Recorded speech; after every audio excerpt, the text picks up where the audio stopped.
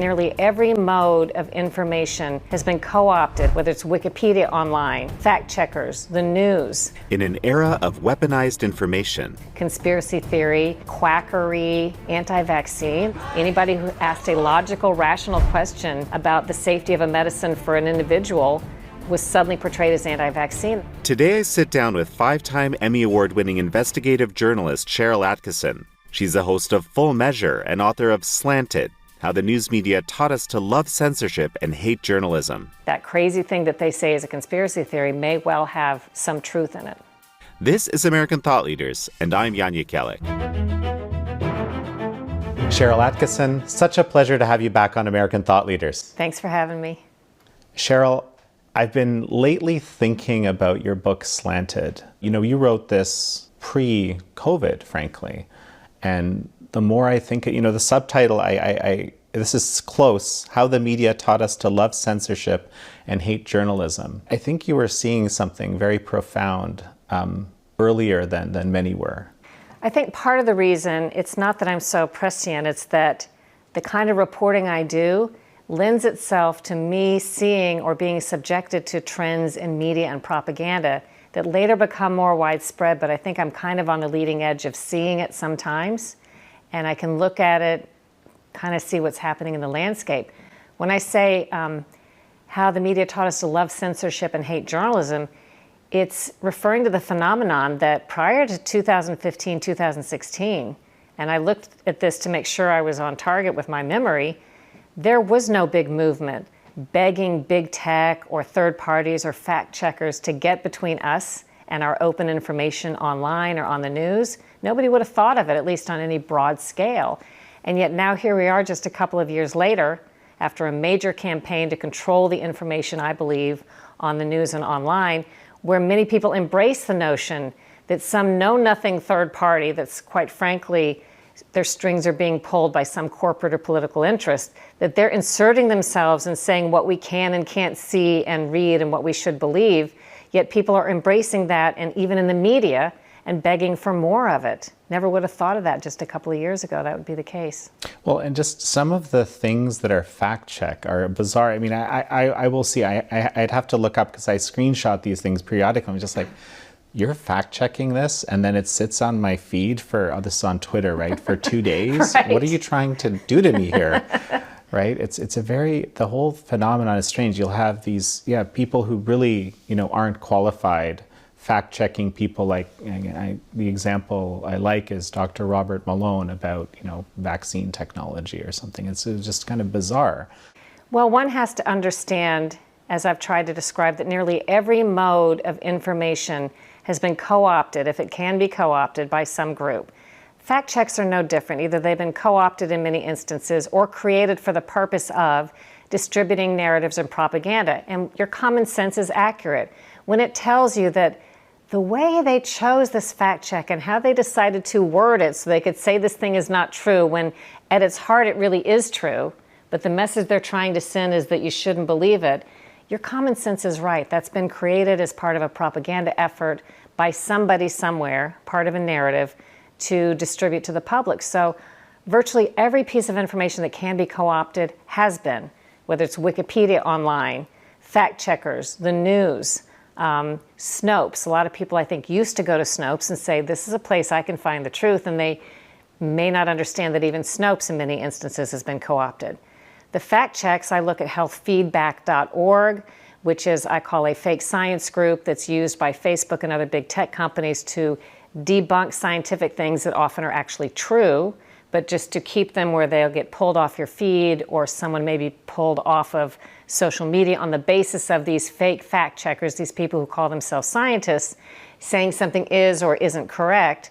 This is all part of a very well-funded, well-organized landscape that dictates and slants the information they want us to have. You mentioned 2015, 2016 was this sort of a strange turning point. I mean, that's what I remember as well. I remember thinking to myself, watching sort of these kind of very, very common narratives emerge among many corporate media. Everyone was kind of speaking in unison. It reminded me of the kind of media activity in communist China, where there's a Xinhua news agency that tells everyone what the correct talking points are on a given day. I just had never, imagined. Some people told me, oh, this has existed before, but something changed then, right? And what was it that changed? I think that there has long been an effort, of course, to shape information. And the push me, pull you in the media has been with hopefully news reporters trying to push back against organized efforts to make sure some information doesn't get out. I did notice, I would say, in the early 2000s that instead of just trying to shape the information, it was a surprise to me as I covered pharmaceutical industry stories, which I was assigned to do at CBS News, along with many people in the media, that the pushback came to be more about keeping a story from airing or keeping a study from being reported on the news, not just giving the other side, not just making sure it was accurately reported, but these efforts by these large global PR firms that have been hired by the pharmaceutical industry, by government partners that work with the pharmaceutical industry, to keep the story from being reported at all. Now that's pretty common, but at the time I remember thinking, who doesn't want the information out there at all? And I think it really took off in a big way instead of a more subtle way in the 2015-2016 time period, with Donald Trump proving to be a unique danger perceived by both Democrats and Republicans, and by that I mean by the interests that support and pay for them to be in office and make certain decisions. Because Donald Trump was outside both the Democrat and Republican establishment, and I'm not saying he doesn't have his own interests and his own strings he would try to pull, but he did not exist as a phenomenon, as a political figure, as a result of the decades of hand-washing and money being paid through these organized pipelines in the political parties.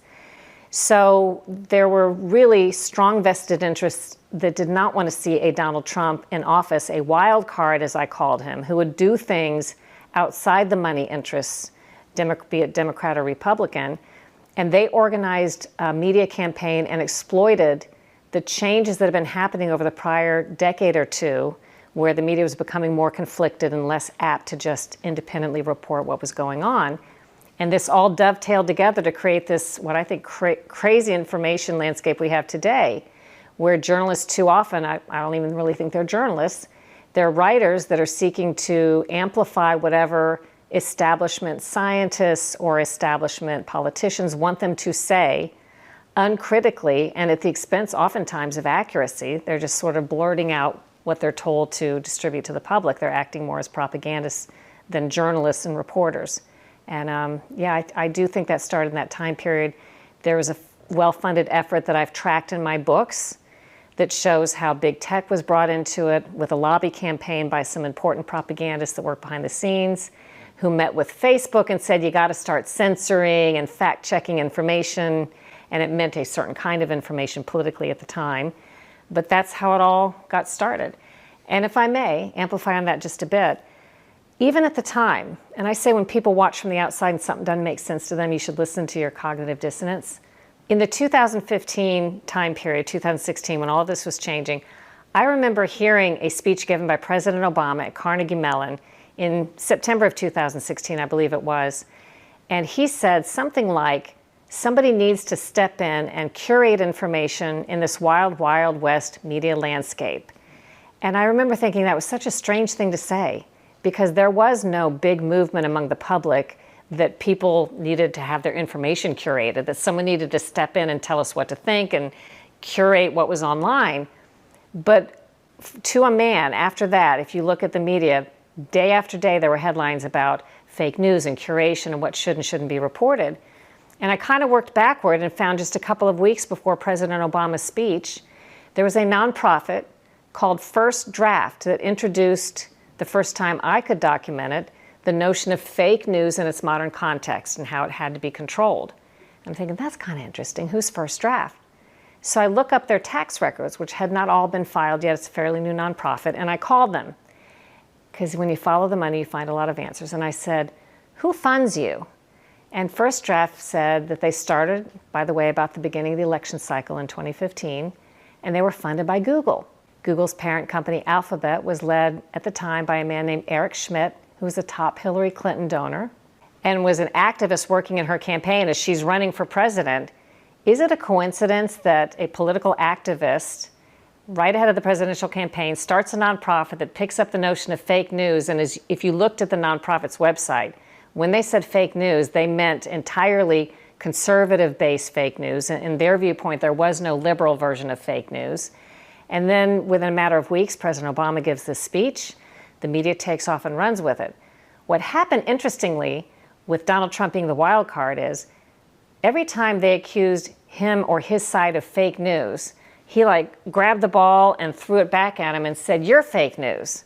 So their idea of fake news was entirely fake news, made up stories on conservative sites, they said, that were harmful and not true. His idea, Trump's of fake news, was you guys are making mistakes or errors that aren't true, that are biased, and that's what I call fake news. And being the master marketer that he is, within a pretty short period of time, he had co-opted the phrase so successfully that by January of 2017, after he was elected, the Washington Post, who had been on the bandwagon about cracking down on fake news, suddenly published an editorial that said, we have to get rid of this term fake news, because it had now become something that President Trump had used successfully. And now today, if you ask most people, they think Trump came up with that phrase, but it's actually well documented as an invention of political activists on the left during the time period I described. Oh, that's absolutely fascinating. And I mean, this whole fake, I try never to use the term because it's so, talk about words being weaponized, right? I mean, but we're kind of in this information war where it's very hard to tell what's true, right? I mean, today's conspiracy theory, as we've seen multiple times over the last few years, becomes a reasonable thing, like with the virus origins, for example. This is something that you've been following, and so have we for a long time. It's hard to function in an environment like this. There's this onslaught of information every day, right, about what you're supposed to think. I documented in The Smear, my second book, I interviewed people who operate in this universe, that they make their living distributing propaganda and narratives, and they're pretty proud of it. Some of them let me name them in the book, some of them didn't want me to, but they're pretty proud of their handiwork and what they do.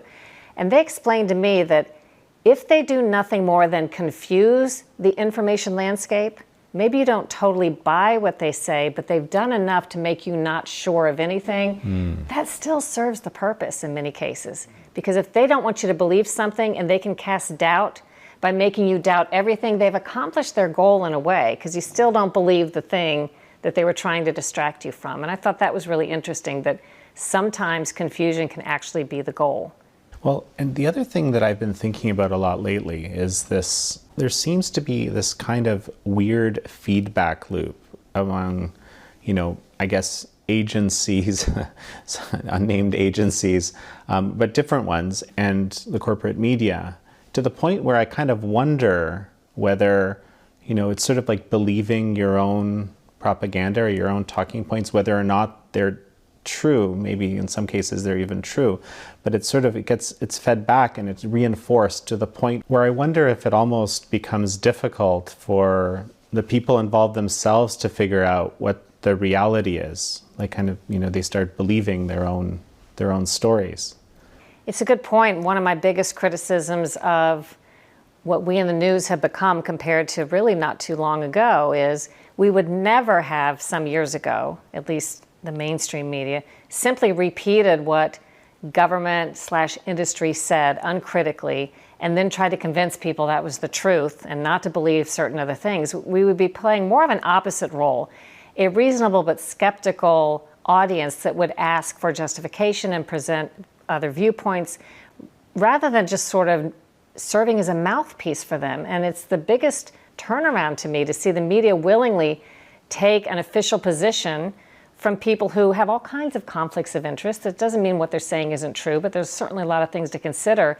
But then uncritically try to convince the public to believe that viewpoint and not listen to anything else and censor other information.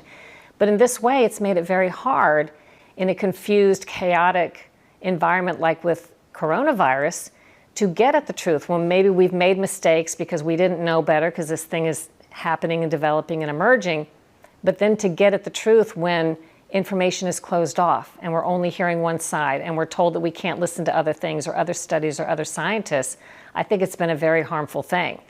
And it's hard to know in every case whether the reporters simply are complicit because they just believe this is the right thing and they haven't been taught any other way of critically thinking about information and reporting, or if they're purposely placed there, they're not reporters anymore. I argue in one of my books that a lot of propagandists have become part of the media. We've invited them into our newsrooms. There was a point when we used to have a little bit of a firewall between the people we reported on and we, the reporters, but that's long ago gone, where we've not just invited them to influence what we report, but we've hired them. And again, not even just as pundits and analysts, but they are reporters, they are editorial presences within our newsrooms. Now we are one and the same. It's hard to say that there's a distinctive difference in many instances between the people trying to get out a message and the messengers in the media who should be doing a more independent job of reporting accurately. Well, let's think about coronavirus here. Let's use it as kind of a case study. I mean, we're looking at early 2020. There's a lot of different information flying around. We know that the Chinese regime is basically doing mass censorship, preventing from these whistleblowers from, speaking, and basically running a big information operation. And there's this fear that this is very serious. There's models being done that say going to be mass casualties. Lockdown policies get instituted very quickly. But then also very quickly, there's data being gathered that shows that it's not nearly as bad. You were kind of in the midst of this. I know you were looking at this carefully. So when did you realize there's something kind of amiss in how we're thinking about this? Well, like most people, I didn't know what to believe in the beginning, and I'm trying to be fairly careful as a reporter to forming conclusions and speaking about things. People were asking me early on what I thought about coronavirus and how bad was it and what was going to work, and I said I didn't know. But what happens for me anyway, the way I work, I talk to tons of people, all kinds of scientists, inside and outside government, whoever I can. And over a fairly short period of time, you start seeing who's right and who's wrong, who has a better track record. And pretty quickly, I could see that certain things that were being said publicly were bearing out as not true, and certain things that other scientists were telling me privately rang true, and in hindsight have actually been proven to be true. And you can start to develop, okay, which are the ones who seem to have their finger more on the pulse of what's going on. And pretty early on, I had quite a few scientists question, including government scientists, question the advice being given by Dr. Fauci and the lead scientists that were taking charge. And I remember saying to them, these were important differences they had with policy and what we were doing. And I said, shouldn't you say something? Shouldn't you speak out, at least be a voice and an opinion that's heard? And a couple of different ones said, that didn't, to my knowledge, even know each other, but said something similar. They said they dare not speak out for fear of being controversialized and for fear of being called coronavirus deniers, because that phrase was starting to be used in the media. And secondly, they feared contradicting Dr. Fauci, who they said had been kind of lionized or canonized in the press for reasons that they couldn't understand, because they really didn't think that his guidance that he was giving publicly was the right guidance. Now, who's to say whether at the time he was right or they were right?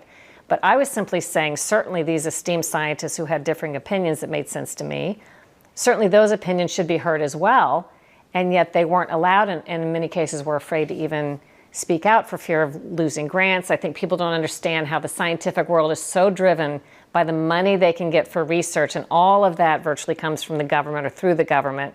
And if the government doesn't like what you say and do, I mean, that can totally get you fired from your institution or make it where you never get a grant again. And a lot of people are afraid to talk about these things. So that started to strike me as this is a really dangerous environment when esteemed scientists who have valuable information and opinions are afraid to give them. And instead we're hearing a party line that many of them disagree with but won't say so. I'm just remembering this, that one of these scientists mentioned something like, well, it's a huge problem where the people that are giving the grants are the same people that are setting the policy. And, I think, really, could that even be possible? And sure enough, that is the case, or has been the case. That's incredible. Well, and very specifically, I don't know if this is what you meant, but the people that gave grants, and this isn't even a matter of debate, despite what you may have heard in the news, public tax money was used to fund gain-of-function research. Maybe there are some details that are sort of in dispute or a little bit murky. but it's well documented that our taxpayer money was used over a period of years to fund controversial research involving the communist Chinese for some reason, which again, every scientist I spoke to behind the scenes thought that this partnership with the communist Chinese was one of the most ridiculous and ill-advised things they could ever think of, and yet they didn't want to say that publicly. But this is something that Dr. Fauci's Institute and the National Institutes of Health had approved and funded, along with the USAID, Agency for International Development. Our Defense Department is part of all of this too. This stuff seems so ill-advised and is so well documented, and yet people are unwilling to talk about it, and then the narrative is being managed another way. I remember after reviewing the grants themselves, to my satisfaction, because I didn't know it was true till I found the documentation, and then still hearing not just public health figures, but reporters claim, as if they know the truth, that none of this had happened. And I'm thinking, you know, I can hardly blame the politicians and public health figures because they have their own idea of what their job is. But we in the media are supposed to, at least I think, do an independent job and do our own research and not just take at face value everything one side says. And yet I'm seeing all of this information reported that I know is false, saying certain things aren't true. And it's like early on, when reporters were saying that the idea that the virus could have come from a lab in China, it was widely being said that had been debunked when, as little as I knew that hadn't even been investigated yet. I knew the Chinese hadn't let us in the lab. I knew that we had very little information. How could reporters be saying unattributed that this whole thing has been debunked?